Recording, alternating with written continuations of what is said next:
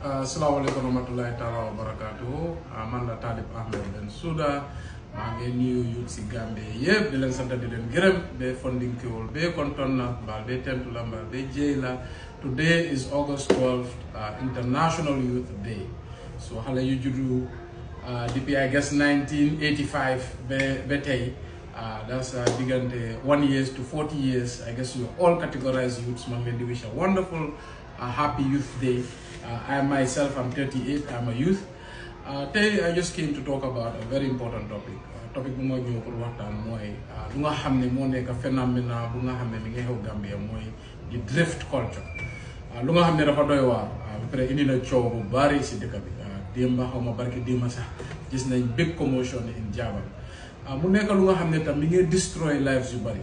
Bu yàggu dégg nañ xale bu moto bi tampa in Abuko xale yu doon drift mu gor tànkaam yi kooku for life is damaged. I mean ba pare dégg nañ deaths over the course of the years.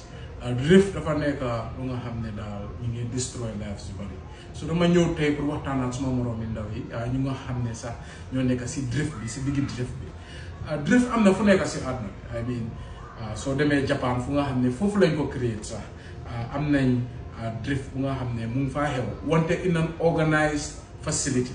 Amul fenn si àdduna bi including Japan fu nga xam ne drift is illegal. It is illegal everywhere. Suñ la jàppee you can face jail time, you can face fines, and soo si gaañee nit wala rey si nit you can face a lifetime sentence. So drift dafa nekk lu nga xam ne fu nekk lañ ko tere. Yow mii kuy dawal ak ñu nekk ci biir moto bi because dañ leen day gis ñeneen ñi dañoo génn si weer bi xalaat leen seen boppa xalaat leen seen bakken. In 1 second sa bakken mun nga koo ñàkk. Moto dafa nekk ngaanaay moto nu mu day weapon la. Su moo jël speed di am momentum rek lu nekk mun naa xew explosion mun na si xew tasker mun na si xew rey mbooloo mun na si xew yow sa boppa nga ñàkk sa bakken.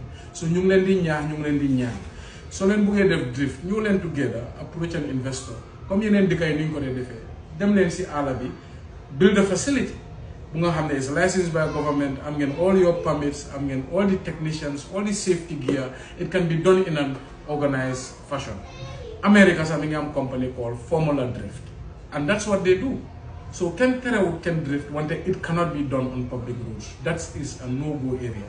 Si public roads xale yaa ngi dem school am na jigéen yu dem marché am na ñu ngi dem liggéey pédestriens yaa ngi dox di toppatoo seen soxla and hundreds of moto ñëw di drift mun ngeen a destroy so many lives.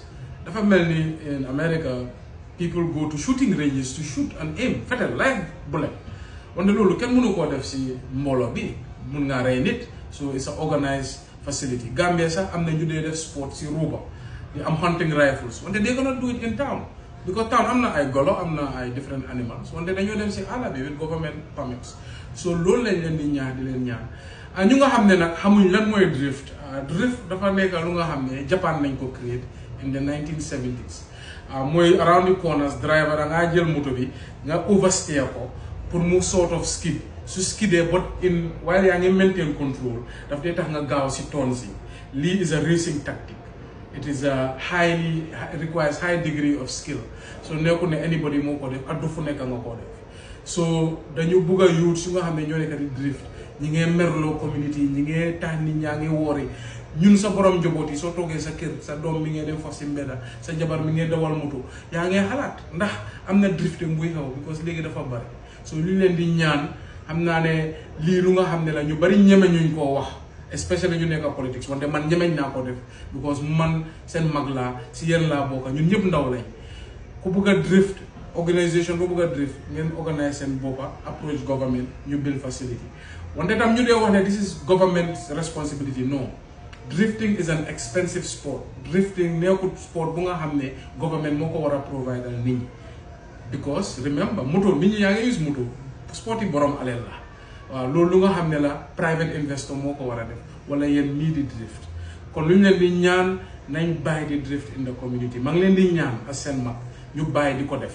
kon maa ngi leen di sant di leen gërëm youth si yëpp Gambia yéen yaa leen suñ future yaa leen suñ ëllëg ñun ñëpp yéen lañ yaakaar di leen sant di leen gërëm di leen wax yi ñëpp ngeen enjoy tey mooy Happy International Youth Day. Thank you.